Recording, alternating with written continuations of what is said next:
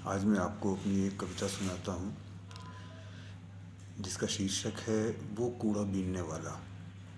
और इसकी कविता की शुरुआत भी एक सच से ही हुई थी और आज भी एक सच ये है कि उसके बाद मैंने अपने घर की कभी रद्दी और कूड़ा बेचा नहीं।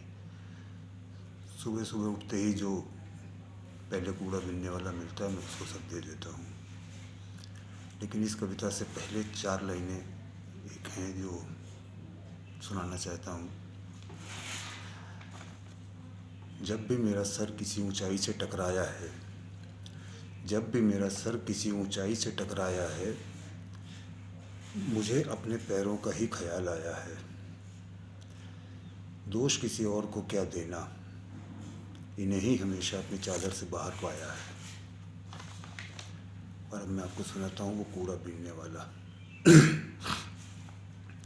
हाथों को धोया था जिस थैले को फेंक कर, हाथों को धोया था जिस थैले को फेंक कर, उसी थैले में वो तलाश रहा था कुछ अपने दोनों हाथ डालकर। उम्र तकरीबन 16 साल, कद 5 फीट का, मजबूत कंधों पर झोला टांगे 3 फीट का, आंखों में चमक अंधेरा चीरने वाली, अपने अरमानों को ढूंढता था उसमें हाथ डालकर। दया भाव से मैंने पूछा, कोई दूसरा काम क्यों नहीं करते?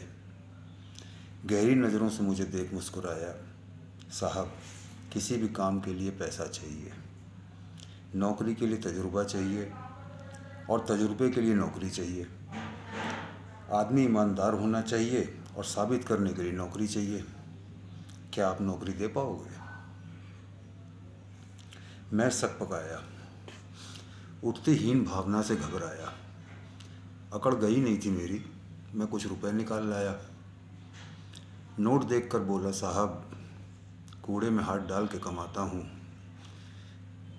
बस किसी के आगे हाथ नहीं फैलाता हूँ। ज़माने में बहुत गम है, कहाँ तक साथ निभाओगे?